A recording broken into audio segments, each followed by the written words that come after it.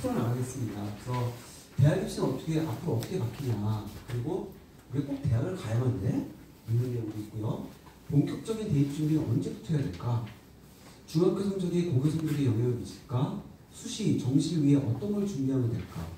고교 선택의 기준, 그리고 자사특목의 장단점, 그리고 입시를 위한 부모님의 역할, 마지막으로 우리 참석한 학생들한테 꼭 당부하고 싶은 건 제가 이렇게 순서를 정해봤습니다. 혹시 듣다가 이제 궁금하신 사항은 추가적으로 끝나고 나서 질문해 주셔도 되고요. 제가 이 자리에 오게 된 계기는 우리 그 조나단 원장님하고 저하고는 20년 정도 저희 목동에서부터 인연이 되게 깊어요. 그래서 조나단 원장님은 정말 그냥 진짜 교육자다. 그래서 제가 항상 존경하고 따르고, 그래서 부르시면 제가 언제든지 달려가는 좀 그런 입장입니다. 그래서 제가 아주 좋은 내용들을 오늘 준비했으니까요. 잘 들어보시면 좋을 것 같아요.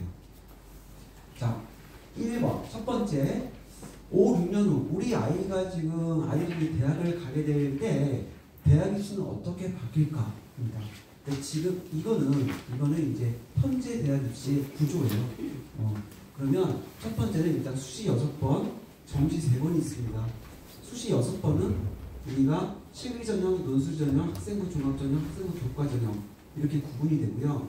정시는 수능 전형 이렇게 한 가지만 있습니다. 그래서 우리가 이런 것들을 섞어서 수시 6번의 대학을 지원하게 되는 거죠. 우선 교과 전형하고 종합 전형의 공통점은 학생부를 굉장히 중요하게 생각한다는 거죠. 학생부 안에는 점수도 있고 내신 등급도 있고, 그리고 우리가 소위 말하는 비교과 활동, 발표 이런 것들이 많이 들어가 있죠. 이런 것들을 똑같이 보고, 교과 전형은 다만 고개별로 추천을 받아요. 내가 가고 싶어도 고개별로 추천을 받고. 그럼 어떤 친구들 추천해 주겠어요? 성적이 좋은 친구들 우선 추천이 되는 겁니다. 거기다가 수능 최저가 붙었습니다. 수능 최저는 너 우리 대학 오려면 네가 학생부가 어떻든지 수능을 봐서 2과목 합 5등급 혹은 3과목 합 7등급 이렇게 받아와. 이렇게 조건이 걸리는 게 이제 수능 최저고요. 논술 실기, 그리고 정시는 수능입니다. 앞으로 5, 6년 후를 살펴보면 지금 대세가 뭡니까? 고교학점제잖아요.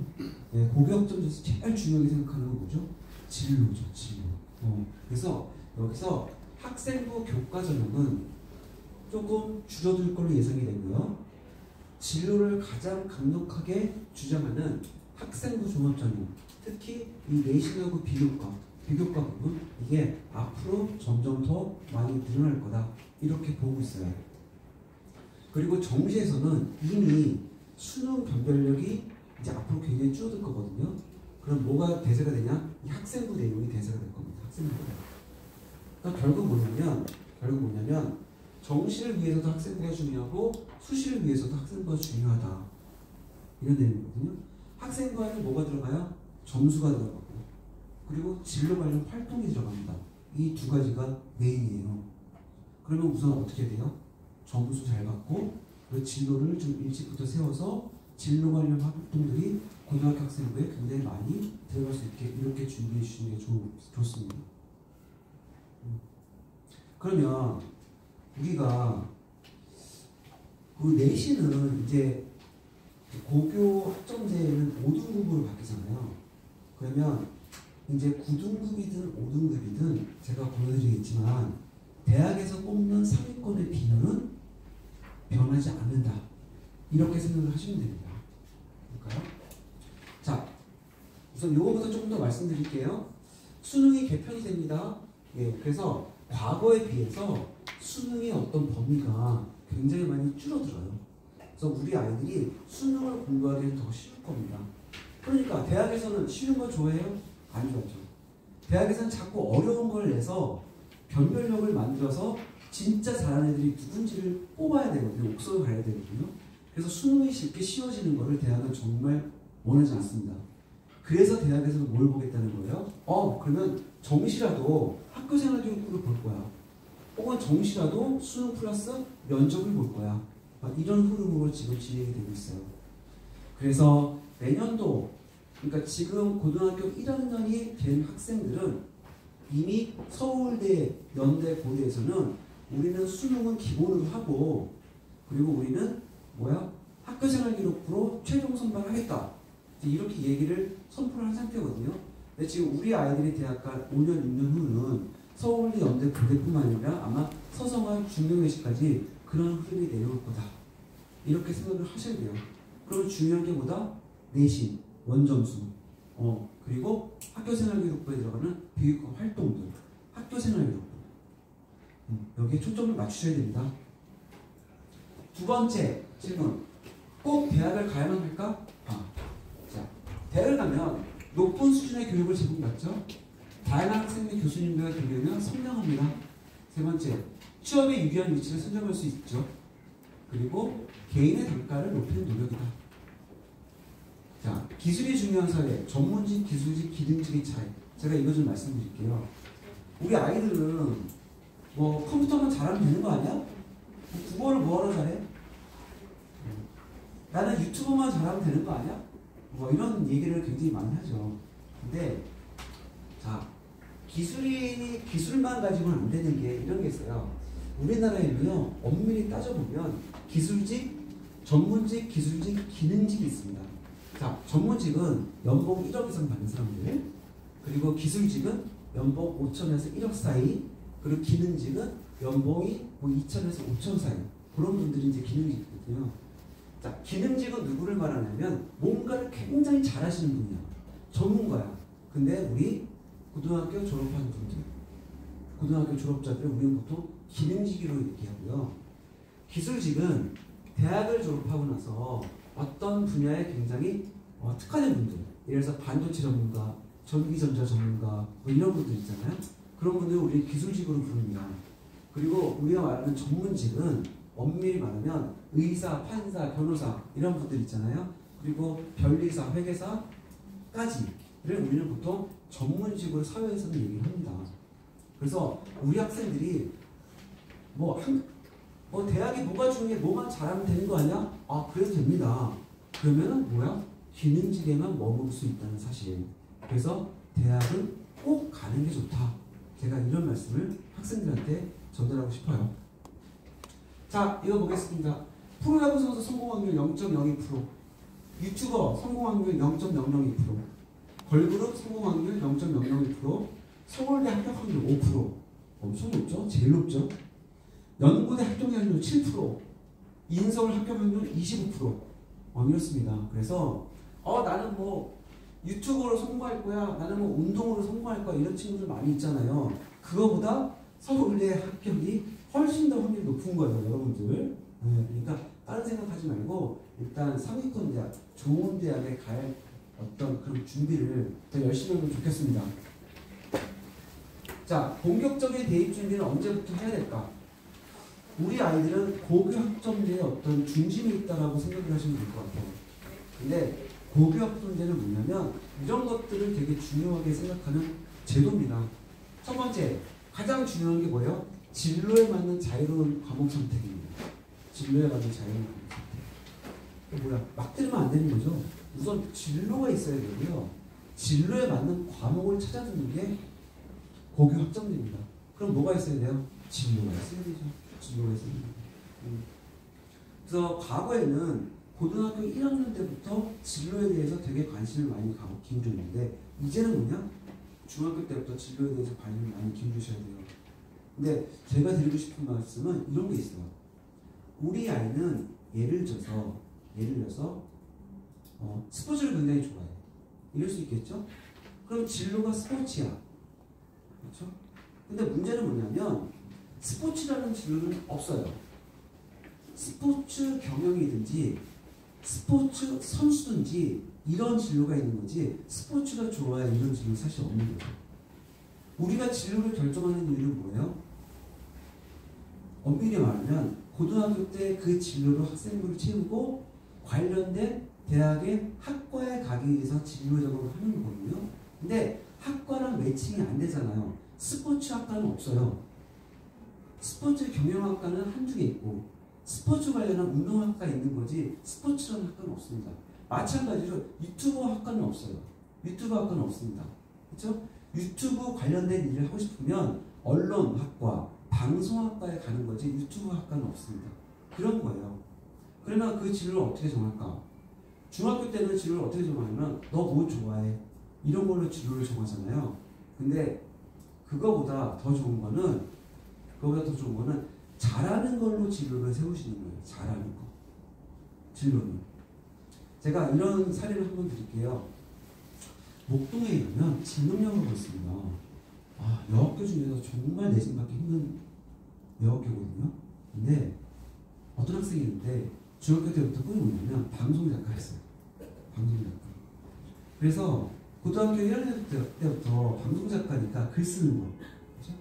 그래서 1학년 때 문예반, 그리고 엄청난 독서활동, 그리고 2학년 때마다 교지 편집반, 학교 신문반, 그리고 2학년, 4학년 가서 독후감상문 대회 이런 거 엄청나게 상 받고 막 나갈 때마다 상 받았거든요. 상 받았어요. 그럼 이 친구는 뭐예요? 방송작가반은 없잖아요. 그러니까 어떤 학과에 지원했을까요? 국어국문학과에 지원했습니다. 그래도 글 쓰는 학과니까. 근데 국어국문학과에 지원했는데 얘가 학생부 종합전형을 4개를 썼거든요. 근데 다 떨어졌어요. 이렇게 글을 잘 쓰고 글 쓰는 걸 좋아하고 책 읽는 거 좋아하고 독후감 작업하는 거 좋아하는 애가 왜 국어국문학과에 또 다 떨어졌을까? 어머니께서 생각을 가져오셨어요. 그 이유를 알아내요. 제가 보니까 그거예요.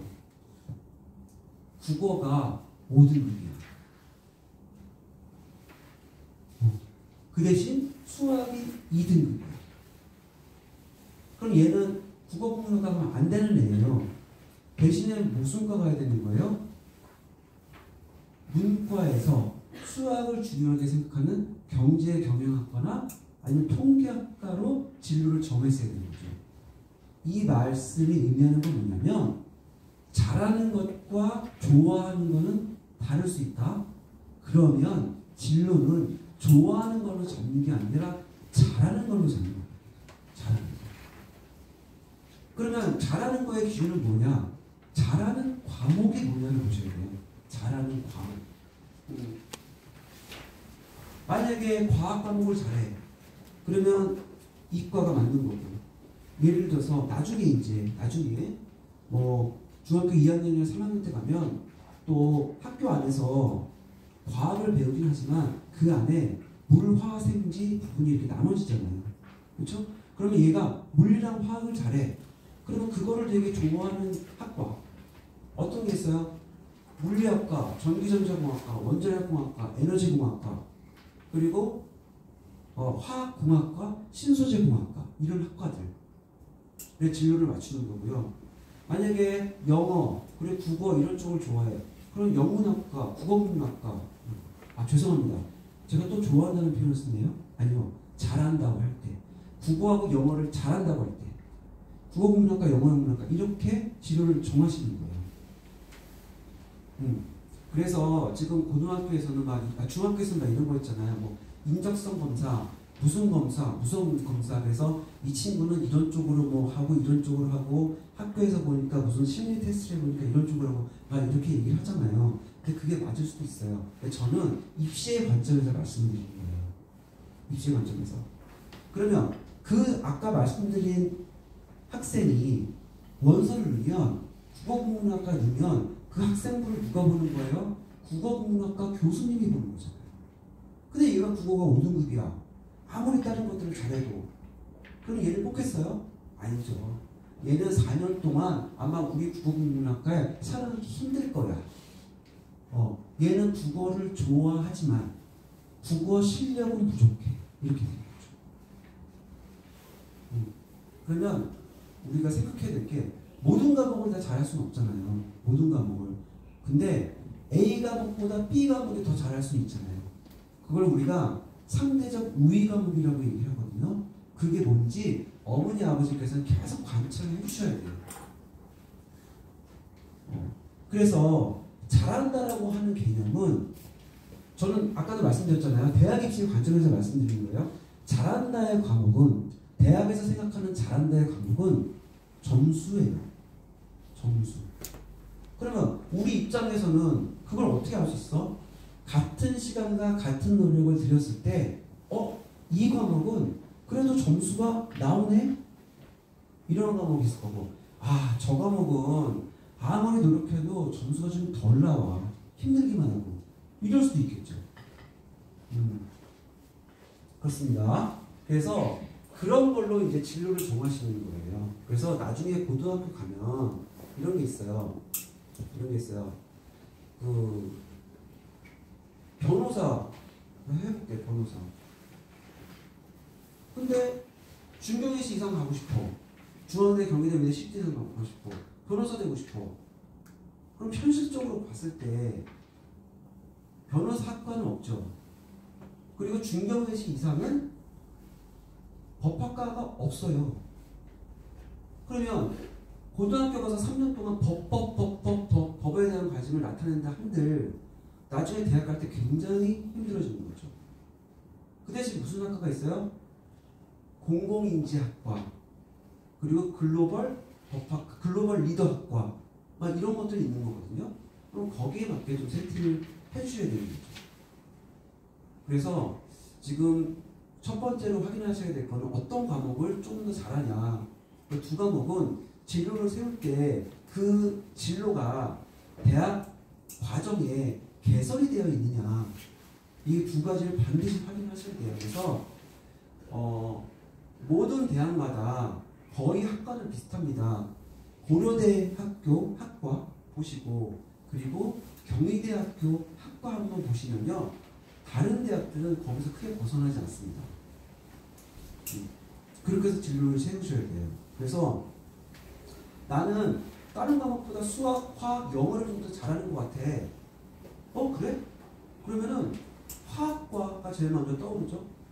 그럼 화학과를 가서, 그럼 나는 전기차 열폭주하는 거, 난 이거 내가 없앨 거야. 이렇게 생각할 수 있겠죠? 그러면 이 열폭주를 줄이는 리튬 이온 배터리 개발이 나의 진로가 되는 거예요. 그러면 그 진로가 나오기 위해서는 제가 뭐라고 말씀드렸어요? 화학과를 졸업해서 이게 있잖아요. 그럼 그게 학과가 됩니다. 왜 화학과? 나는 화학을 다른 과목보다 좋아하니까. 이렇게 연결되는 거예요. 그래서 뭐 어디 갔다고 소방관 소방관 좋죠. 소방학과는 없잖아요. 소방관 하려면 공무원 시험 보는 거잖아요. 그럼 대학에 행정학과를 가야죠. 행정학과를 가면 거기서 공무원 준비 시켜주니까. 경찰이 되고 싶어. 그럼 경찰이 있죠. 경찰대학이라는 게 있고, 그리고 동국대학교의 경찰행정학과. 우리나라에 두 군데밖에 없어요.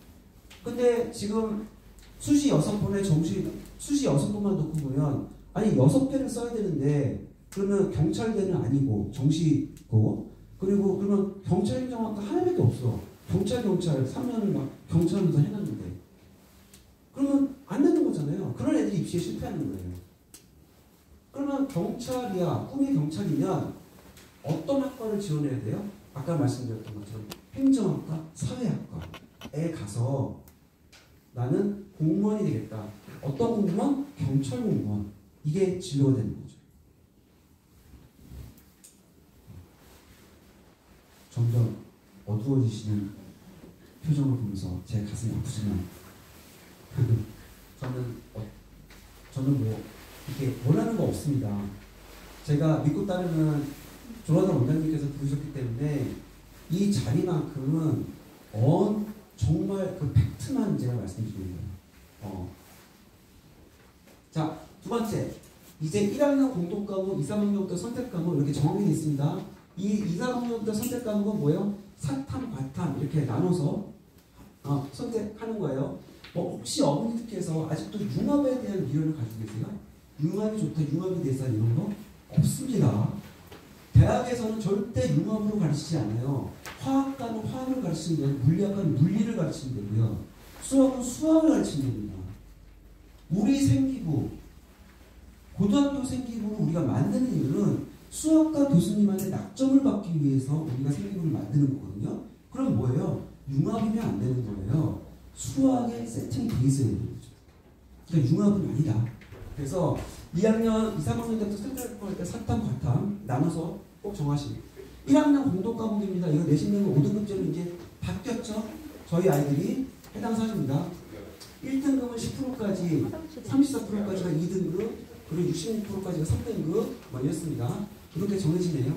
그러니까 9등급제랑은 좀 많이 바뀌죠. 9등급제. 2학년 때부터 이제 선택 과목입니다. 이 선택 과목을 들으려면 뭐가 있어야 된다? 진로가 명확해야 된다.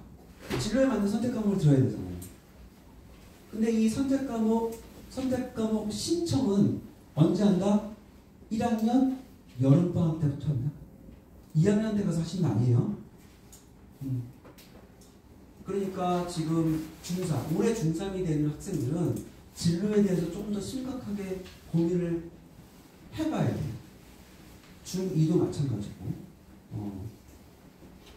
중2는 조금 더 과목별로 공부를 열심히 해봐서 어떤 과목이 위에 있는지 계속 확인하는 작업. 그리고 중학교 3학년들은 1학기 때 최선을 다해서 과목별로 공부를 해보고 3학년 2학기 때 가면 나는 A 과목보다 B 과목이 그래도 좋아가 아니라 그래도 점수가 잘 나와. 이걸 가지고 관련된 학과를 진로로 하셔야 됩니다. 그러면 고등학교에 들어가잖아요. 들어가자마자 3학년달에 가장 먼저 하는 게 뭐예요? 동아리 선정. 그럼 뭐예요? 진로 관련 동아리 들어가야죠. 고등학교는 참고로 한 번 진로를 정하면요. 동아리 같은 거는 못 바꿔요. 중간에. 3년 동안. 그래서 처음에 정하고 들어가는 게 가장 중요합니다. 자, 뭐 1학년 10%, 1학년 10%면 너무 많죠. 1등급이 10%면 너무 많죠. 너무 많아요. 1등급. 그래서 대학에서는 점수, 평균, 성취도 비율, 수학연수를 표기해서 이게 학생부에도 표기가 되거든요. 그럼 이거로 다시 계산해. 통계 계산해서 얘가 상위 몇 프로인지 다시 계산합니다. 얘가 1등급인데 상위 1%가 1등급일 수도 있고 상위 10%가 1등급일 수도 있잖아요. 똑같은 1등급이니까. 대학에서 절대 그 등급을 보지 않습니다. 다시 계산해서 얘가 몇 프로인지 그걸 확인합니다. 그러니까 결국 뭐예요? 5등급제로 되건 9등급제로 되건 대학은 우리보다 훨씬 똑똑하다. 그래서 어떻게든지 구분을 한다. 이렇게 생각을 하셔야 되고 진짜 공부 열심히 하셔야 돼요. 자, 9등급, 5등급제 관계없이 교과전형에서는 교내상이 15%, 인서울권 기준으로 봤을 때 그리고 학생부 종합전형에서는 교내상이 30% 이내에 진입해야 된다. 이런 얘기입니다. 이거를 먼저 한번 보겠습니다. 본격적인 대입 준비 언제부터 하나? 본격적인 대입 준비. 세 번째 준비. 자, 제가 먼저 이것부터 보여드릴게요. 평균 점수가 있어요. 우리가 평균이라는 게 있어요. 뭔지 아시죠? 그리고 내가 받은 점수가 있어요. 평균 점수가 나의 점수의 차이가 있습니다. 이게 9등급제에서는 1등급이에요. 다시 말하면 4%.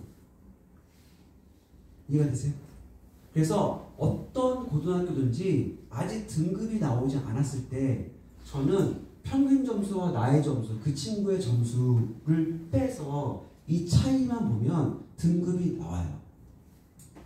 30% 이상이면 1등급입니다. 그리고 28, 29, 30대기 직전 요게 2등급 11%. 자, 23.5, 24, 23, 25 언저리 거기가 23% 3등급, 과거의 3등급. 자, 13.5 요게 과거의 4등급 40% 이거예요. 그래서 학교 선생님들이 고등학교 때는 중학교 때는 이걸 몰라요. 왜냐하면 중학교 때는 평균 자체가 막 80점, 85점, 막 90점이에요. 그래서 이걸 알 수가 없어. 근데 고등학교 가면 100분이나 등급이 중요하기 때문에 학교 선생님이 일부러 평균을 확 내려요. 평균을 확 내려. 그래서 이 차이가 얼마나 나는지 확인이 돼야 비율을 매길 수 있기 때문에 상위 비율을. 그러면 이 평균 점수는 누가 만들어주는 거예요? 우리 아이 친구들. 우리 아이도 포함되겠죠? 우리 아이 친구들. 그리고 나의 점수는 우리 아이가 만드는 거죠. 그러니까 중학교 때건 특히 고등학교 때 높은 비율에 들어가기 위해서, 높은 등수에 들어가기 위해서 가장 우리가 생각해야 될 건 뭐예요? 이 차이를 얼마나 벌려주느냐. 이게 관건이에요. 대학 관건. 그 대학에서도 아까 자체적으로 계산한다고 했잖아요. 그게 뭐냐면 이거예요. 평균 점수 표준 편차. 이걸 가지고 이 갭을 계산하는 거예요. 그러면 옆집 아이가 놀러 갈 때 우리 아이가 공부해야 되는 이유가 있는 거예요. 왜? 이거를 넓혀야 되니까. 옆집 아이가 제주도 한 달 살이 갈 때 우리 아이는 일주일만 살고 올라와서 공부를 해야 되는 이유가 바로 뭐예요? 이것 때문에 그런 거예요. 제가 이따가도 말씀드릴 거예요. 어머니들 지금 이따가 제가 이제 공부 관성 얘기를 해드릴 거예요. 공부 관성. 그래서 여기 있는 아이들이, 우리 친구들이 애들 노는데 왜 나만 공부해? 그렇죠? 옆집 애도 노니까 너도 오늘은 쉬어라. 이 개념이 목동하고 대치에서는 절대 통하지 않는다. 왜? 그렇지 않으면 비율이 안 나오니까, 등수가 안 나오니까 그런 겁니다. 여기까지 이해가 되시죠? 그래서 오늘 하루쯤이야. 너도 놀아. 이거 안 되는 거지. 네. 자, 여기는 대입입니다. 대학교가 있고요. 여기가 일반고 기준으로 해서 합격하는 상위 비율이에요. 그리고 기타 인서울까지 30%까지. 그리고 옆이 뭐냐면 30명 기준. 30명 기준으로 가정할 때 반에서의 등수입니다. 반에서의 등수. 한 반에서. 예를 들어서 한양대 기준으로 하면 3등, 반에서 3등, 30명 기준으로 했을 때, 홍익대 기준으로 해서 반에서 6등.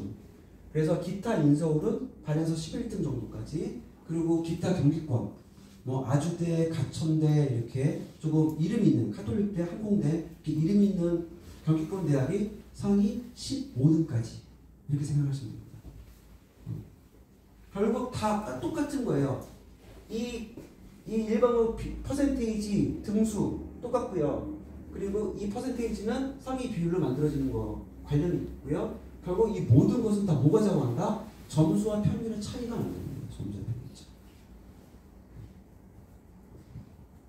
제가 보면 항상 중학교 성적이 고등학교로 간 경우가 굉장히 많아요. 12%? 중학교 성적 대비 고등학교 성적이 오를 확률은 12%. 거의 이렇습니다. 그러니까 저는 지금 아까 저는 고등학교 1, 2, 3학년 대상으로 설명했거든요. 설명에. 전 그때보다 지금이 훨씬 심각해요. 저는 그래요. 훨씬 심각해요. 왜냐면 지금 중학교 2, 3학년 특히 1, 2, 3학년 이때가 제가 볼 때는 이때가 고등학교 1학년 성적을 만들고요. 이때 만드는 고1 성적이 고3까지 가요. 그대로. 결국 뭐예요? 대학 입시는 언제 만들어지는 거예요? 중학교 2, 3학년 때 만들어져요.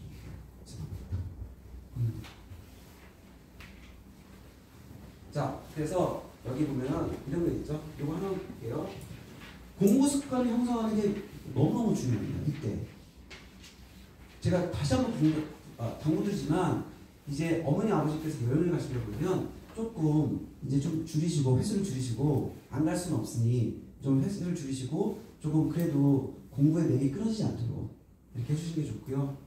경쟁자들에 대한 인식 볼까요? 이게 뭔데? 그거고. 이제 9등급 기준으로 해서 제가 만약에 2등급을 받았어요. 그러면 9등급 기준으로 해서 2등급을 받아서 인터넷 찾아보고 학교 선생님한테 얘기 듣고 많이 그랬더니 2등급 받으면 중앙대에 갔네. 그래서 저는 중앙대 썼어요. 입시 지원했어요. 그러면 저는 입시 지원을 하는 순간 중앙대를 쓰는 애들은 다 저랑 성적이 비슷하겠죠. 뭐 3등급이 쓰겠어요? 4등급이 쓰겠어요? 1.5등급이 중앙대 쓰겠어요? 다 2.1등급, 1.9등급 그 친구들이 쓸 거 아니에요. 그럼 제가 입시 지원을 하는 순간 제가 내신이 높다고 말할 수 있어요? 없죠. 끝이지. 예를 들어 서울대 경영학과 내가 1.2등급에서 서울대 경영학과 썼어. 그러면 그 정말 남들이 다 우러러보던 1.2등급 내가 정말 잘했다라고 말할 수 있어요? 지원하는 애들이 다 1.2등급인데? 없죠. 그런 거예요. 그래서 입시 컨설턴트들은 대학의 수준을 결정하는 게 내신이고 수준을 결정하는 게 내신이고 최종 결정은 뭐가 만든다? 진로. 그리고 진로 관련한 탐구 이런 것들이 만든다. 이렇게 얘기를 합니다. 그래서 잘하면 잘하는 대로 좋은 게 아니에요.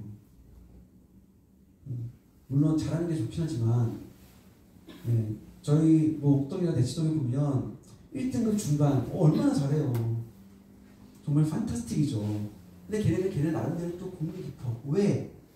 또 수준이 높아져서 의대를 가야 되니까 또 고민을 또 의대 가는 애들 치고는 걔가 더 못하는 거거든요. 고민이 깊은 거예요. 그래서 일단 대학의 레벨을 올리기 위해서 최대한 내신 점수는 끌어올려야 된다. 대학의 입시에 대한 엄중함에 대한 인식. 이건 뭐냐면 우리 친구들 이런 아이들이 있어요. 반에서 중간하면 중앙대 가는 거 아니야? 이렇게 생각하는 애들 있어요. 아직도 중학생 애들은 입시에 대해서 관심이 없을 때 아주 큰일 납니다. 반에서 중간하면요 대학을 못 가요.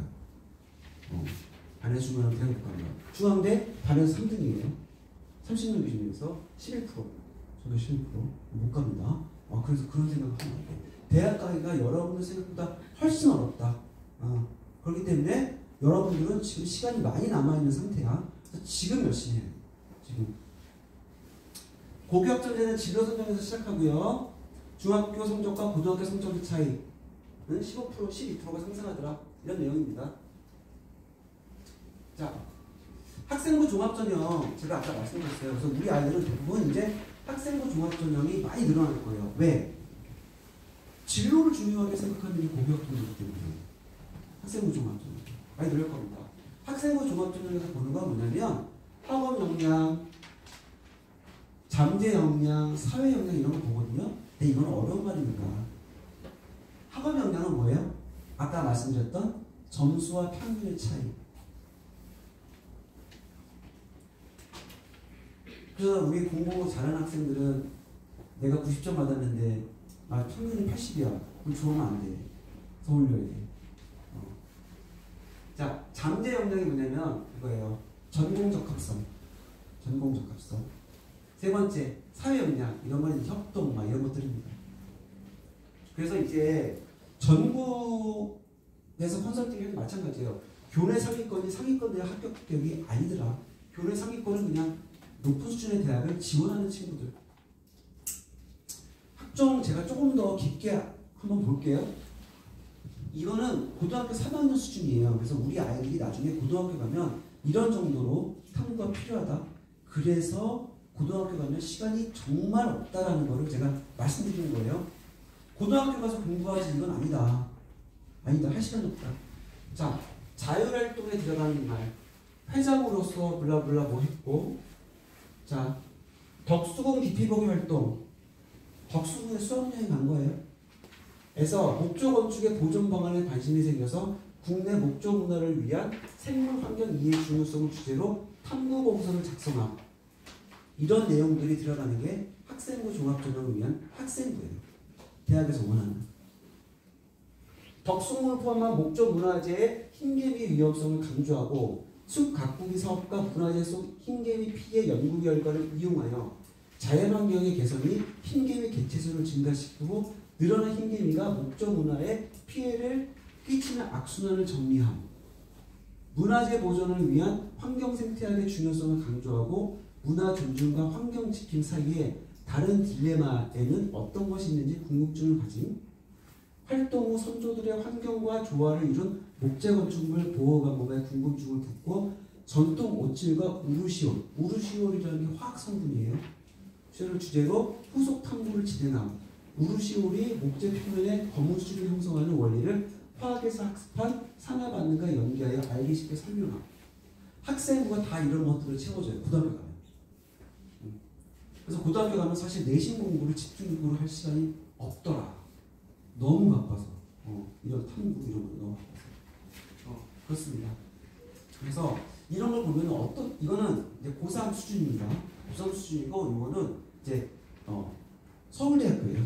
그래서 수준이 되게 높은 거예요. 그래서 요새 어머니 아버지들께서 한번 보여드리려고 가지고 왔어요. 합격한 생기부입니다. 그래서 요새 학생부는 이런 것들로 채워진다 라는 내용이에요. 그리고 이런 것도 있어요. 학생부에 대해서 제가 조금 더 말씀을 드리겠는데, 학생부에 이렇게 나와 있죠. 1학년 뭐 수학, 영어, 한국사, 수학, 영어, 한국사 이렇게 해서 보면 주황색이 있고 초록색이 있고 칠해지지 않은 부분이 있잖아요. 주황색은 뭐냐면 교과부에서 제공한 교육과정 성취도 공통 문구, 즉 써줄 만한 거 없을 때 그냥 복사해서 넣어주는 부분, 복사해서 붙여넣기. 그리고 연초록은 동일 학교에 2명 이상 동일한 문구. 그러니까 대학에서 이렇게 보인다고요. 대학에서. 그리고 칠해지지 않은 부분이 학생의 고유 내용이며 평가 대상이 되는 거예요. 그러니까 나중에 고등학교 학생부를 대학에 지원할 때, 입시 지원할 때 거기에 어떤 게 있냐면 학생부 온라인 지원을 뭐 찬성하시겠습니까? 뭐 이런 칸이 떠요. 거기다가 안 할 수 없죠. 클릭하고 이제 대학 지원을 보면 학생부가 자동으로 그 학교에 딱 들어가는 거예요. 그리고 그 학교에서 자동으로 이렇게 분석이 되는 거예요. 이렇게 분석이 됩니다. 그래서 대학에서는 주황색 안 보겠죠? 주황색 안 보입니다. 그리고 연초록 2명 이상 동일한 문구, 그리고 칠해지지 않은 부분이 학생의 고유예요. 그래서 이런 것들을 하셔야 되고, 심지어 이렇게 나오는 경우도 있어요. 자, 음악이지만 8명 유사, 13명 유사, 18명 유사, 4명 유사, 6명 유사. 말씀드렸잖아요. 대학은 우리보다 훨씬 똑똑하게, 거의 인공지능 수준으로 다 이게 분석이 돼요. 그렇기 때문에 첫 번째, 진로에 대해서 중학교 때 고민을 많이 해두셔라. 두 번째, 내신을 올려라. 그러기 위해서는 고등학교 때 이 바쁜 과정에서 올릴 수 없으니 중학교 때 미리미리 다 해놔라. 영어 같은 거는 끝내버려라. 영어 같은 거는 수능 영단어, 수능 문법까지 다 끝내버려라. 그래서 나중에 고등학교 가서 이거 할 준비를 해라. 자, 중학교 성적이 고교 성적에 영향을 미칠까? 저는 그렇다고 봅니다. 중학교 성적이 고교 성적이 되고요. 고교 성적이 곧 고3 성적까지 되는 경우가 많더라고요. 물론 여기서 떨어지는 경우도 있고 오르는 경우도 있습니다. 그래서 여기 보시면 이건 그냥 제가 자료 가져왔어요. 고등학생 성적 변화 1에서 3학년까지 한계 등급 변동 74.67. 한계 등급 변동인데, 자, 이게 12.31% 오르는 거. 한계 변동 오른다. 그러면 12.31%. 그리고 2개 등급 이상 변동 1.59%. 거의 그렇거든요. 그래서 여기 보면 성적 상승이 있죠. 성적 상승이 뭐야? 13.02%. 그리고 2개 등급 성적 상승이 1.81%. 거의 요거에 불과하거든요. 2학년 3학년 올라가는 거는 한 개 등급이 성적 상승할 확률은 5.57%. 2개 등급이 성적 상승할 확률 2에서 3학년으로 갈 때 0.34% 이렇습니다.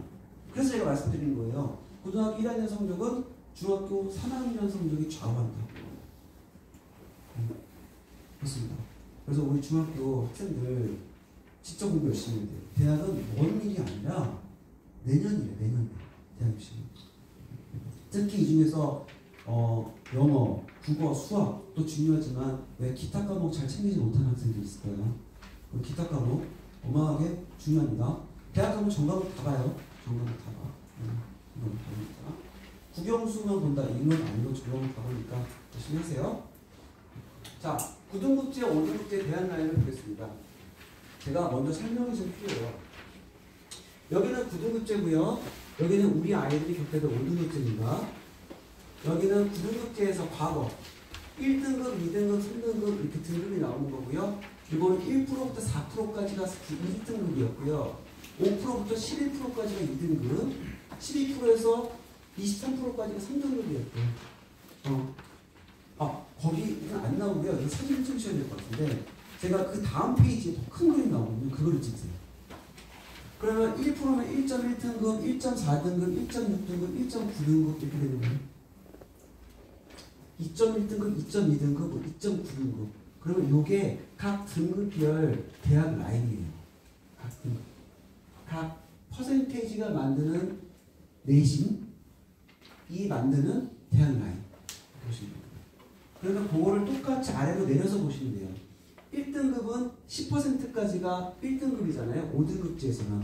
그럼 1등급이 1.9등급, 10% 1.9등급이 걸리는 데가 지금 건국대, 동국대 라인. 1.9등급. 그리고 5등급제에서 2.4등급, 2.45등급이 걸리는 데가 이제 경기권의 마지노선. 이렇게 보시면 됩니다. 그러면 저거는 이 등급이 왜 소수점 자리로 나오냐? 우리가 과목이 한두 개가 아니잖아요. 국영수, 통합사회, 통합과 기타 과목, 기타 과목 2개 하면 1등급, 2등급, 1등급, 1등급, 1등급, 2등급 이렇게 해서 전체 단위수 비중 해가지고 평균을 내면 소수점은 나오거든요. 그래서 그 소수점을 말씀드리는 거예요.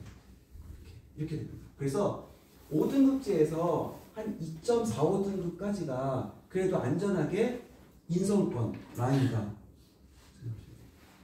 그러면 이게 몇 프로예요? 20%예요. 20%. 아까 동기권까지 아까 그냥 조금 지명도가 낮은 대학까지 다 하면 30%는 가는데 이렇게 조금 이름이 있는 대학 위주로 가면 20%라고 생각하시면 됩니다. 20%. 이게 좀 확대한 거예요. 요거 사진 찍으시면 돼요.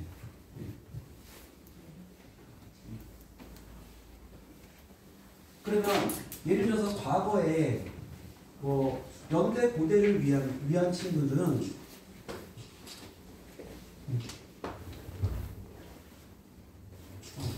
그래서 이제 올해도 작년도 마찬가지예요. 보통 일반고에서 1.6등급 친구들이 연고대 가거든요. 그럼 이걸 이렇게 내리면 1.2등급이라는 거예요. 5등급제에서.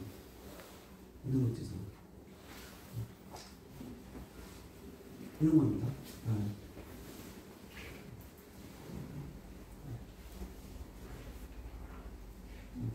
쭉 보시면 돼요. 그래서 우리가 1등급이라고 우리가 1등급이 10%라고 해서 좋아할 거는 하나도 없어요. 사실은. 대학에서는 그 석차 비율로 대로 뽑기 때문에. 자, 수시를 위해서 무엇을 준비하면 좋을까? 여기 뭐냐? 학생부입니다. 학생부. 이거는 경희대학교예요. 경희대학교는 작년 기준 자료입니다. 여기 학과가 있고요. 이걸로 보여드릴게요. 큰 걸로. 여기 모집 단위가 학과입니다. 학과고 합격자 평균 등급이 있고요. 여기 지원자 1등급부터 9등급까지가 있고요. 그리고 빨간색 X는 불합격한 친구들의 내신 등급, 검정색 동그라미는 합격한 친구들의 내신 등급입니다. 그래서 내신 등급이 높은 구간에 확실히 합격자들이 많이 있어요. 하지만 이게 전부는 아니다. 이 구간에 빨간색 X도 있기 때문에. 근데 이거 왜 떨어졌어요? 진로 없는 친구들, 학생부 비어있는 친구들. 그러면 또 내신이 이렇게 높아도 떨어지게 되는 게 지금 입시들. 왜 그러냐면요. 왜 그러냐면요. 여기 안타깝지만 공부 잘하는 애들이 너무 많아요. 한마디로 많아요. 서울대, 연대, 고대, 서성한, 중경외시 다 이런데 공부 잘하는 애들이 너무 많은 거예요. 그래서 뽑고 나서 봤더니 사실 우리가 볼 때 1.2등급하고 1.8등급은 엄청나게 차이가 큰 거거든요. 근데 대학에 와서 공부하는 거 보니까 1.2등급이나 1.8등급이나 그 차이가 없는 거야. 다만 중요한 게 뭐야? 아무리 1.2등급이라도 좀 공부하다가 교수님 죄송합니다. 저 휴학하겠습니다. 교수님 저 죄송합니다. 저 의대 가겠습니다. 이런 애들 때문에 이제 골머리를 썩는 거예요. 그래서 이런 친구는 아무리 내신이 좋아도 안 되겠다. 1.8이라도 진로가 확실한 애들, 그리고 전공에 대한 의지가 확실한 애들을 뽑겠다. 이런 심산입니다. 그래서 대학에서는 고등학교에서는 이런 되게 여러 가지 활동들이 있어요. 그냥 한번 쭉 보세요. 고등학교에서는 이런 활동들을 합니다. 때마다. 왜? 학생부에 심어주기 위해서 이런 활동들을 하는 거예요. 그래서 고등학교 가면 할 일이 3배 많아진다. 이렇게 생각하시면 할 일이 3배 많아진다. 중학교 때보다. 중학교 때는 그냥 공부만 열심히 하면 됐죠. 중학교 때는 뭐야? 탐구가 붙기 시작해요. 수행이 붙기 시작해. 발표가 붙기 시작해. 그래서 제가 계속 강조드리는 게 뭐예요? 중학교 때 학습을 어느 정도는 마련을 잘 해 놓으시고 아니면 학습 습관이라도 잘 마련하는 게 중요하다는 뜻입니다. 자, 이렇게 뭐 수행평가, 개별연구보고서, 뭐 보고서 이런 것들이 막 쏟아져 나오기 시작해요. 고등학교 가면. 그리고 이거는 목동에 있는 고등학교입니다. 땡땡고, 1학기, 2학기 이런 활동들이 있어요. 제가 컨설팅하는 친구 중에서 그 친구의 진로는 생물학이거든요. 생물학 중에서 보면 심화생물학, 심해생물학, 바다속 생물학, 심해생물학자. 그러면 그 친구가 예를 들어서 수학 수행평가, 수학 보고서 쓴다. 그러면 생물학하고 심해생물하고 수학하고 어떤 관계가 있지? 이렇게 생각할 수도 있는데 이걸 이제 엮는 거예요. 어떻게 엮냐면 내가 진로가 생물학이야. 근데 수학적으로 이렇게 따져보니까 내가 생물학인데 우리나라 지구온난화 때문에 멸종되는 동물의 가지수를 이렇게 봤더니 계속 해마다 오르고 있고 이게 어떤 일정한 그래프를 만들고 있어. 그러면 나는 이 그래프를 내가 수학 함수식으로 만들어서 내가 y equal x제곱 플러스 2x 플러스 30의 흐름으로 지금 멸종 동물의 수가 늘어나고 있다. 이거를 보고서로 쓰는 게 이게 수학 보고서예요. 그래서 여기 어떤 것도 학교 선생님이 주제를 정해주지 않아요. 다 자유주제예요. 자유주제는 뭐야?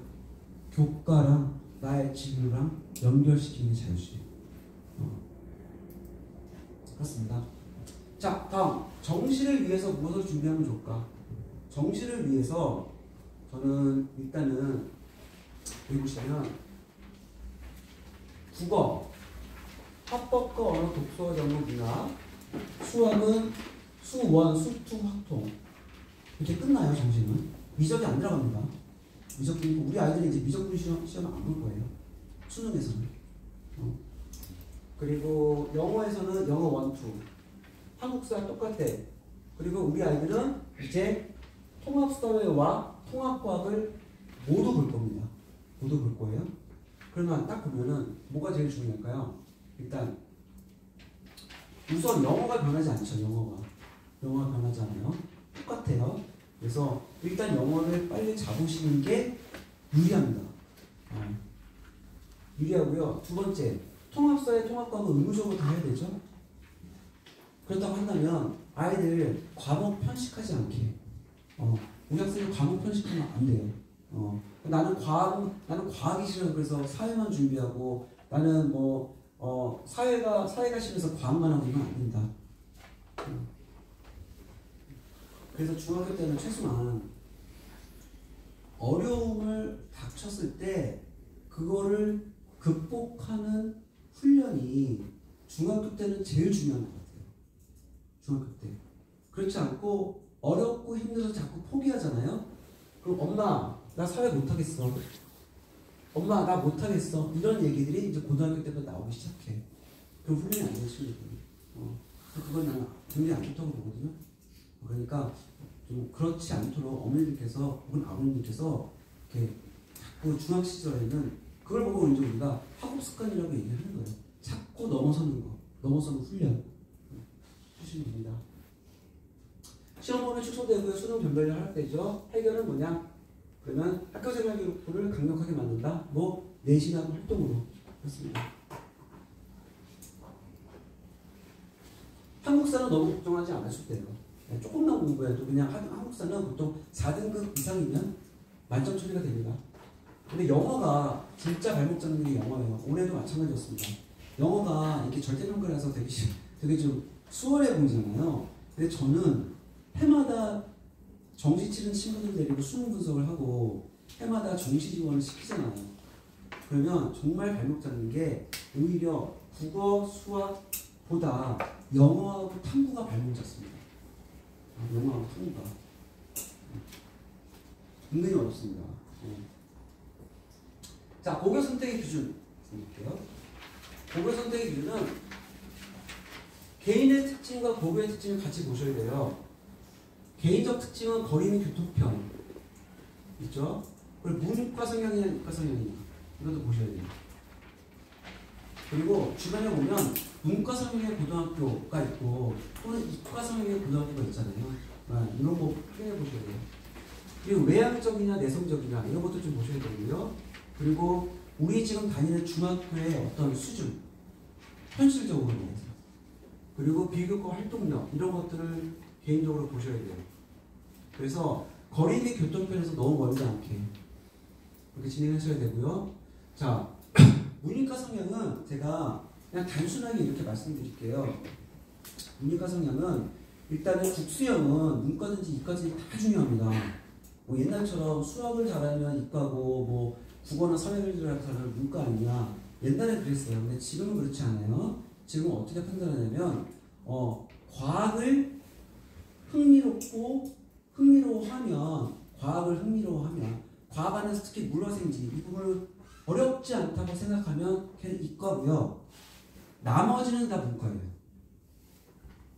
네, 문이과는 그렇게 하시는 거예요.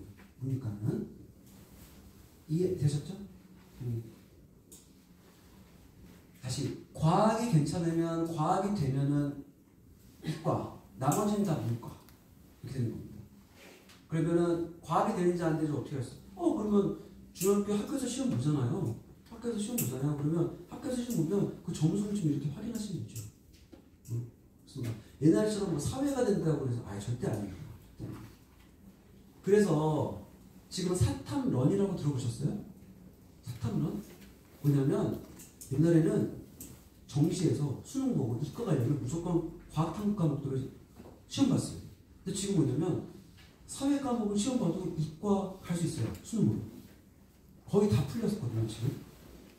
그래서 이과 친구들이 과학 탐구 과목, 뭐 물리하고 지학, 지구과학 이런 거를 3년 동안 공부했는데 성적이 안 오르니까 3개월 만에 사회 탐구로 바꿔서 거의 100점 맞아서 가고크래요. 쉽게 말하면 이과 친구들은 언제든지 마음 먹으면 사회를 할 수 있어요. 그렇기 때문에 문이과는 과학으로 정하시는 거예요. 근데 문과 친구들은 아무리 용을 써도 과학이 좀 힘든 친구들이 있어. 그래 그건 안 돼.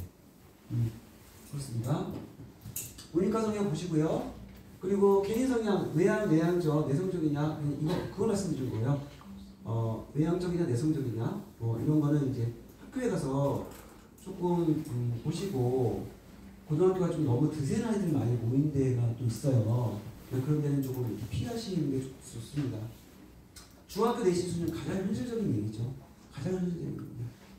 우리 아이가 중학교에서 10%대를 받았어. 근데 A 고등학교에 가려고 그래. 왜? A 고등학교는 너무너무 좋은 고등학교니까. 근데 A 고등학교에 가려고 하면 얘가 한 30% 정도까지 떨어질 것 같아요. 그럼 절대 보내시면 안 돼요. 절대. 앞으로는.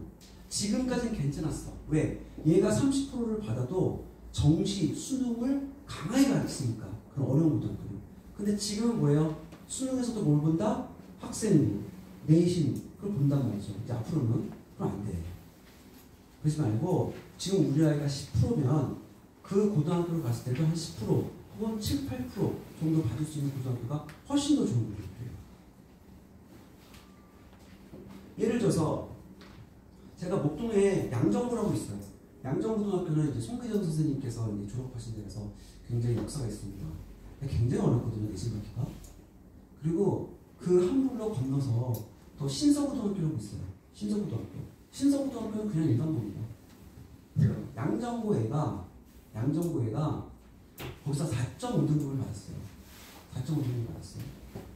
그리고 양정고에서 4.5등급이면 못됐다고 할 수 없어요. 왜냐하면 내신 자체가 어려우니까. 근데 걔가 내신 때문에 너무 스트레스 받는 거예요. 그러니까 4.5등급 받았으니까 선생님도 학생부 좀 더 채우려고 그러면 야, 내신부터 올려. 막 이런 얘기만 듣는 거죠. 그래서 걔가 전학을 결심했어요. 한 블록 옆에 있는 신서고등학교 전형을 열심히 했어요. 걔가 신서고에 옮겨서 걔가 몇 등급을 받았냐면 2.4등급을 받았어요.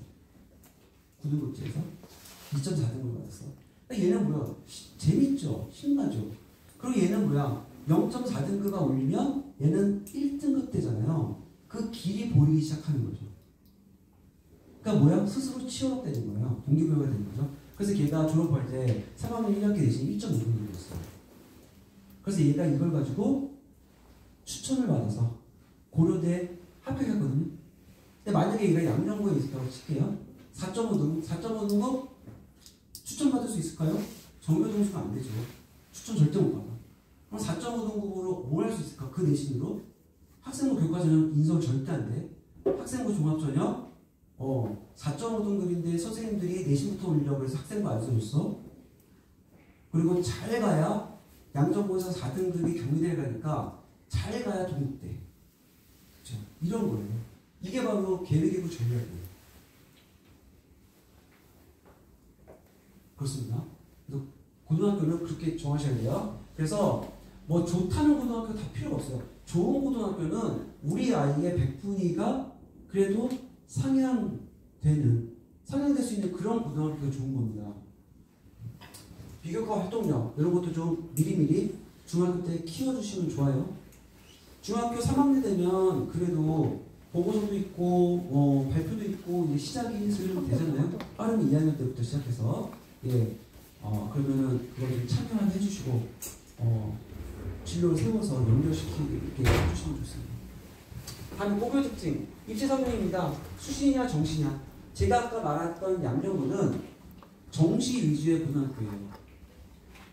그리고 그 신서고는 수시 위주의 고등학교입니다.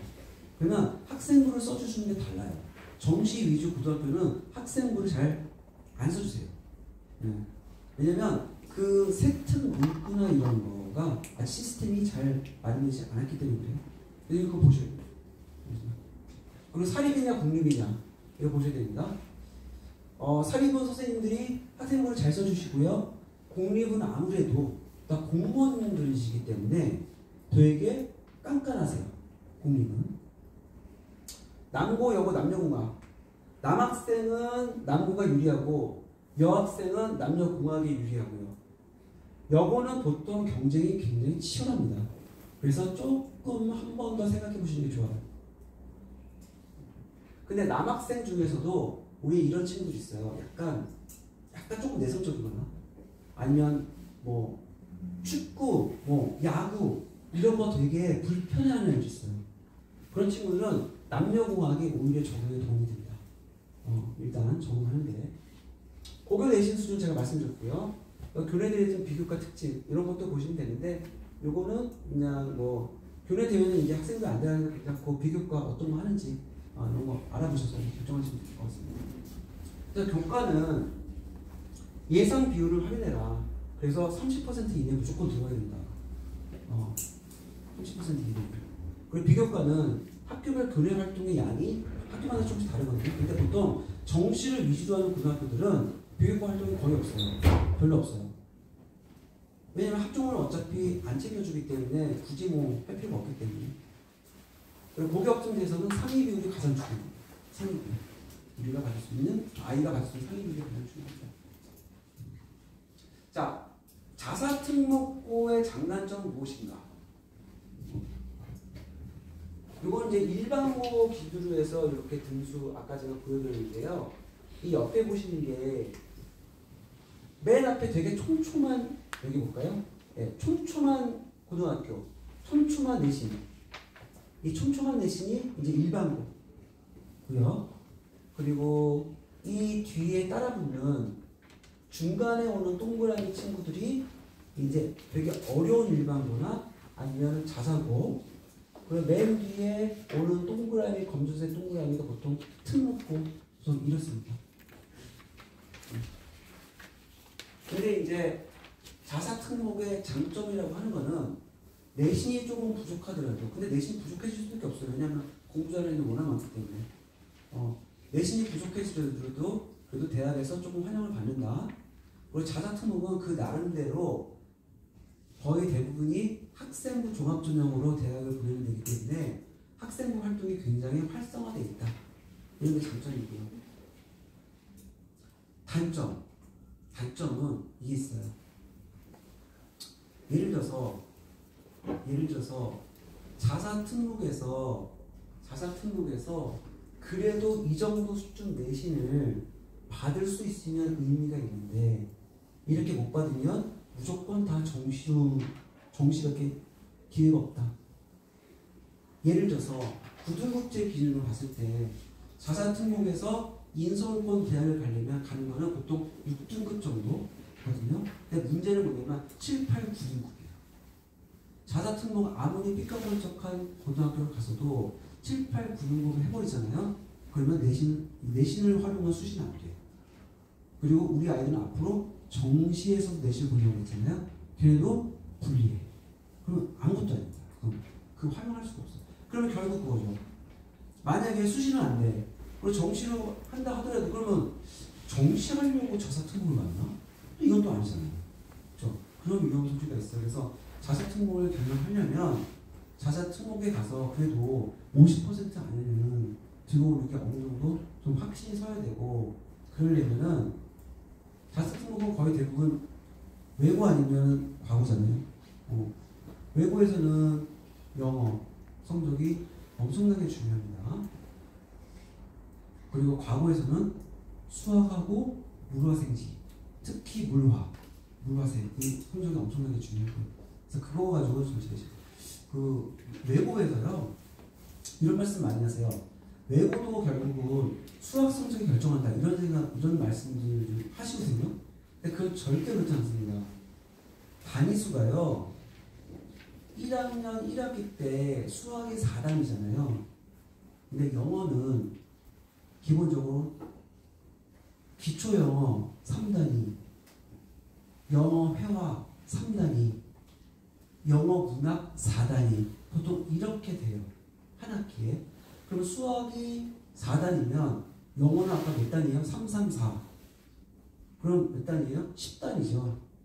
수학을 아무리 잘해도 영어를 못하면요 할 수 없어. 왜? 전체 내신은 그 단위수의 비중으로 계산이 되거든요. 어떤 말씀인지 아시겠죠? 외고하려면 진짜 영어 잘해야 됩니다. 2학년 때 가도 제가 보니까 2학년 때 가도 수학은 3단위 4단인데 2학년 때 가도 12단위 막 이래요. 14단위. 어떤 건 막 6단위 막 이래요. 영어를 못하고 저는 살아남을 수 없다. 그렇습니다. 자, 그리고 입시를 위한 부모님의 역할 제가 보겠습니다. 여기 보시면 제가 아까 말씀드렸던 관성의 법칙과 누적 학생량의 차이예요. 학업 시간이라는 게 있고요. 중학교, 고등학교입니다. 그러면 제가 여기 9등급제 기준으로 봤을 때 1, 2등급 때 아이들, 3, 4등급 때 아이들, 5, 6등급 때 아이들 제가 이렇게 관찰해봤어요. 그럼 우선 5, 6등급 때 아이들부터 얘기를 해볼게요. 걔네들은 뭐 이렇게 다사다난해. 네, 일단 기본적으로. 너 시험 왜 못 봤어? 그러면 잘 보려고 그랬는데 그 전주에 집안에 파티가 있어서요. 이런 거죠. 너 그때 왜 성적이 이거밖에 안 나왔어? 잘 보려고 그랬는데 그 전에 아파서요. 잘 보려고 그랬는데 그 공통점이 있더라고요. 항상 보니까 항상 이유가 있어요. 항상 이유.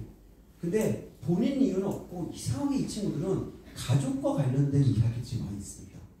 여행을 갔다 오는 바람에 여행을 갔다 와서 병에 걸려서 감기 걸려서 할아버지 생신이라서 할머니 생신이라서 누구 결혼식이라서 저기 부산까지 갔다 오는 바람에 힘들어서 항상 이런 스트레스가 있습니다. 공통점이 가려요. 그 친구들의 공통점 항상 뭔가 있다. 그리고 학원은 되게 열심히 다니는데 학원만 의지하는 친구들이 또 오류둥이더라. 자기 공부를 안 하는 거죠. 학원만 의지. 그러니까 학원을 열심히 다니고 있으니까 언젠가 성적은 오르겠지. 항상 이런 희망스러운 이야기들, 희망스러운 생각을 하는 친구들이 오류둥이 친구의 공통점입니다. 3, 4등급 애들. 자, 3, 4등급 애들은 여행, 집안 행사, 공부 강사에 자주 끊어지는 애. 뭐 비슷하긴 하지만 5, 6등급에 한 가지 더 추가하자면 이런 친구들이 많아요. 5, 6등급은 특히 고등학교 가서 하면 되지. 고등학교 가서 열심히 하면 되지. 이런 친구들도 5, 6등급입니다. 자, 3, 4등급은 여행 집안에서는 공부 관성이 자주 끊어진 상태. 이거 제가 아까 5, 6등급에서 말씀드렸죠. 근데 3, 4등급은 공부를 열심히 하는데, 그리고 중학교 때부터 공부를 해봤어. 해봤는데 고등학교 때까지도 계속 공부 관성이 끊어져요. 공부 관성이 끊어져. 이런 친구들. 아까 말씀드렸던 그 공부 관성이 끊어진 애들.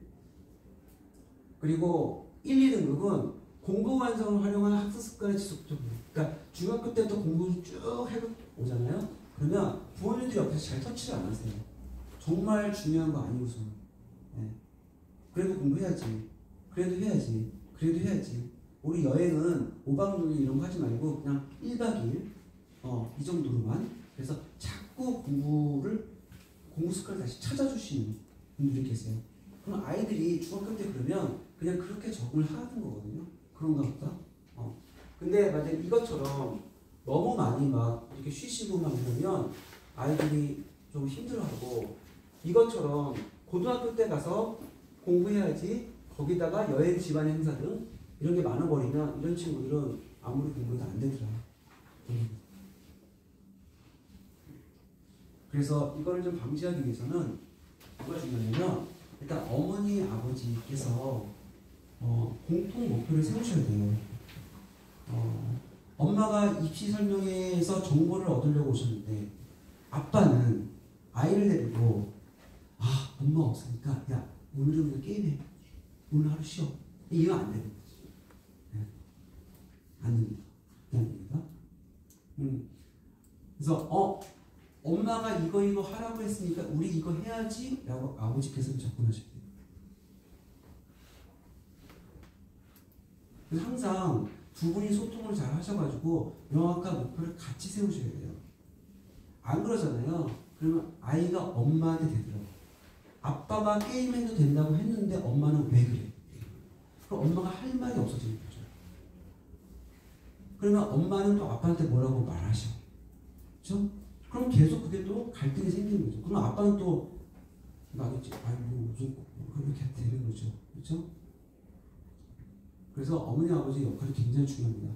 같은 목소리를 내셔야 돼요. 항상 같은 목소리.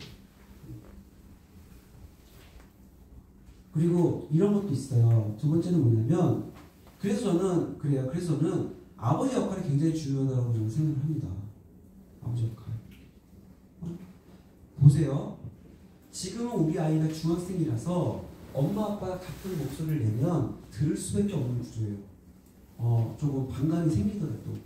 근데 아이가 사춘기에서 고등학교 1학년, 2학년 돼보세요. 그러면 심지어 아빠 말까지 안 들어. 엄마 말을 안 들을 뿐만 아니라 아빠 말까지 안 들어. 그러면 아빠는 입장이 뭐예요? 내가 좀 놀렸는데 공부는 고등학교 가서 해도 된다고 내가 좀 그랬는데, 그러면 아빠가 애가 이제 고등학교가 됐어. 야, 우리 이제 놀았으니까 공부해야지. 그럼 그때 가서 아이가 아빠 왜 그래? 그러려고 했으면서 막 이렇게 되고 있는 거예요. 그래서 가장 안 좋은 게 친구 같은 아빠가 가장 안 좋아요. 학생들한테. 그럼 나중에 진짜 애들이 고등학생이 되는데 진짜 친구가 돼버려. 그러면 아빠 나 게임방 갔다 올게. 이게 굉장히 자연스럽게 나오는 경우가 있어요. 큰일 납니다. 네, 그럼 아빠가 할 말이 없어집니다. 그래서 그런 것들을 조율을 잘 해주세요. 조율을 잘 해주시고 항상 조심해 주시기 바랍니다. 자, 입시를 위한 부분의 효과를 제가 공부 관성에 말씀드렸고요. 기준을 세우고 타협하셔야 됩니다. 앞으로 굉장히 많은 타협점들이 있을 거예요. 엄마 나 이거 할 테니까 저거 해줘. 엄마 나 저거 했으니까 이거 해줘. 이런 겁니다. 그래서 그 기준이라고 하는 거는 공부 관성을 어기지 않는 범위 안에서 이루어져야 돼요. 그 안에서 아이들하고 타협이 이루어져요. 입시 정보라고 목표를 정해주기. 입시 정보라고 하는 거는 이게 있어요. 아이들은 앞으로 살면서 굉장히 많은 입시 정보에 휘둘리게 돼요. 어디 가면 논술을 하라고, 어디 가면 수능을 하라고, 어떤 데 하라면 뭐 하라고 그렇습니다. 근데 오늘 이 자리에서 제가 드릴 말씀이 팩트고요. 이걸 기준으로 삼으셔서 추가적으로 입시적 정보력을 좀 이렇게 이제 조금씩 쌓아 가시면 될 것 같아요. 그리고 아이들한테 목표를 정해주셔야 됩니다. 어머니께서. 야, 우리는 학생부가 되게 중요해. 근데 학생부에서 내신이 제일 중요하대. 내신이 대학 레벨을 결정한다. 그러니까 우리가 중학교 때는 내신 잘 챙겨야 된다. 이렇게 먼저 끌고 가셔야 돼요. 그렇지 않고 어머니 아버지께서 뭐 이렇게 우왕좌왕하시고 막 그러면 나중에 애들이 뭐라고 하는지 아세요? 복동에서는 고등학교 1학년밖에 되는 애가 엄마 내가 알아봤더니 우리 고등학교는 무슨 논술로 대학 보내는 데래. 그래서 난 이제 논술하려고. 그럼 엄마가 뭐예요? 너무 높고 계시다. 그래? 그래도 뭐 수시 준비해야 되는 거 아니야? 학종 준비해야 되는 거 아니야? 아니야 엄마. 옆에 누구도 논술하고 등록하는 데서 나 논술하려고. 이 말은 바꿔말은 뭔지 아세요? 나 내신 공부하기 싫어. 힘들어서. 이게랑 똑같은 얘기예요. 그러면 나중에 이런 사건들이 발생합니다. 그런 사건들을 미연에 방지하기 위해서는 어머니 아버지께서 뭐예요? 목표를 먼저 제시해 주셔야 돼요. 우리 이렇게 할 거야. 너 이렇게 해. 이렇게 접근하셔야 돼요. 고등학교에 대해서 마찬가지입니다. 아이들은 항상 아이들인데 미안해. 근데 많은 아이들은 제일 싫어하는 게 뭐예요? 중간고사, 기말고사 공부하는 거 싫어하는 애들이거든요. 그런 친구들의 목표는 뭐 대부분 정시하고 논술이에요. 그 말은 뭐냐면 학교 내신 공부하기 힘들다는 뜻이거든요. 얘기하기 전에 먼저 해주세요. 입시 주간이었으면 배가 산으로 간다. 같은 말씀이고요.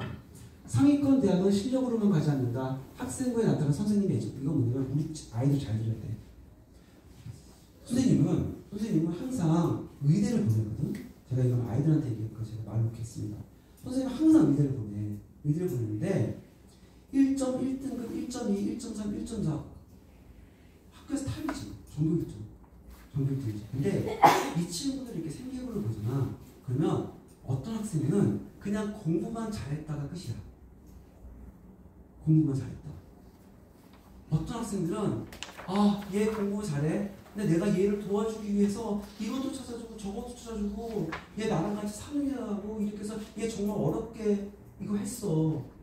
얘 정말 대단해. 이건 대학에서 좀 잘 좀 봐줘. 이런 문구들이 가득한 학생부였어. 자, 공부만 잘하는 학생부는 절대 합격하지 못해. 의대 라인에서.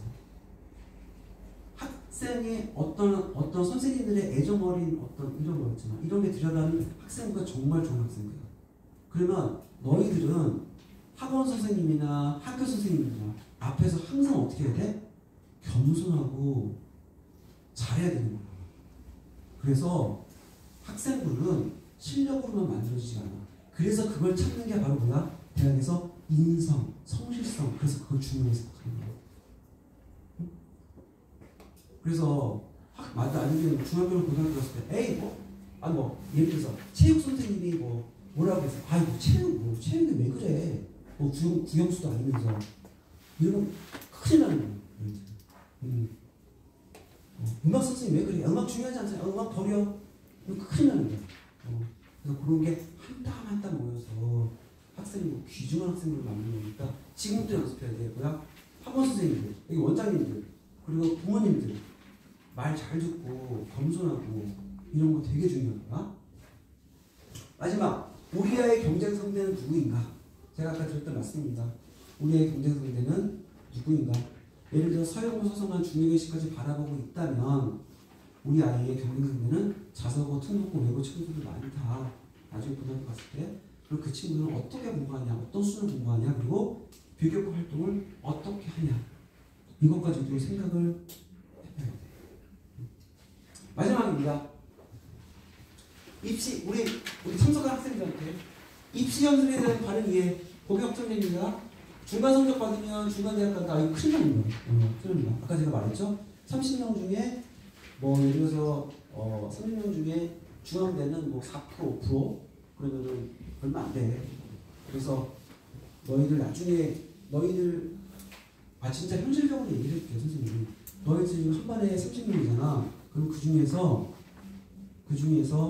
고등학교 올라가서 한 반에 30명이잖아. 그럼 그 중에서 반은 고등학교 못 가. 반은 고등학교 못 간다. 반은 고등학교 못 가. 고등학교 갈 성적이 안 돼. 그러니까 한 반에서 50%가 넘는 애들은 대학에서 받아주지 않아. 갈 대학이 없어. 저기 갈 수 있겠지. 저기 되게 낮은 대학은 갈 수 있겠지만 우리가 보통 말하는 서울 경기권의 대학은 반에서 50%는 15명 못 갑니다.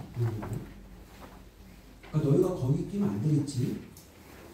그리고 반에서 1등이 연고대를 가고 2등도 연고대를 가. 그래서 반에서 1, 2등까지 연고대를 가고 3, 4, 5 등급이 3, 4, 5등 3, 4, 5등이 보통 서성한 중요해지 이쪽 가고 그리고 반에서 한 10등 정도까지가 이제 민서울권 중경외시 그리고 건국대, 동국대, 홍국대 쪽 가고 우리가 한 12등, 13등까지 이제 가천대, 경기대, 수원대 이렇게 가는 거거든. 그러니까 너희가 지금 반에서 그 친구들이 그대로 고등학교 갈 때 그런 사태가 벌어지니 너희는 어떻게든지 걔네들하고 그 친구들이 조금이라도 놀 때 너희들은 학원에 가서 영어 단어 하나라도 더 외워야 돼. 이거는 정말 진짜야, 진짜. 있습니다.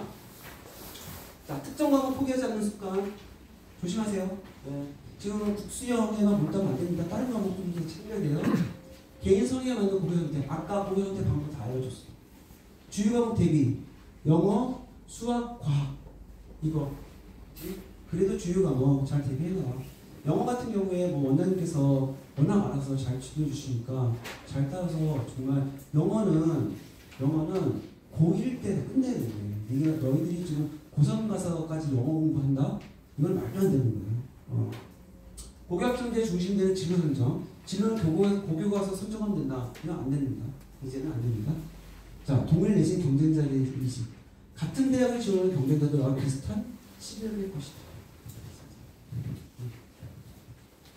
제가 그래서 사실 이번 설명회, 오후 설명회는 제가 조금 더 힘주어서 이제 강조를 드렸어요. 그래서 그 이유는 워낙 가능성이 많고 지금부터 뭘 해도 다 할 수 있는 그런 연령이기 때문에 제가 조금 더 힘주어서 얘기를 했습니다. 그래서 오늘 설명회 잘 들으시고요. 이제 우리 아이 공부하는 습관 그리고 아까 말씀드렸던 것처럼 중간에 맥이 끊어지지 않도록 잘 관리해 주시는 거 이런 거 좀 애써주시면 분명히 고등학교 때 좋은 성과 있을 거라고 제가 믿습니다. 자, 여기까지 하겠습니다. 고맙습니다.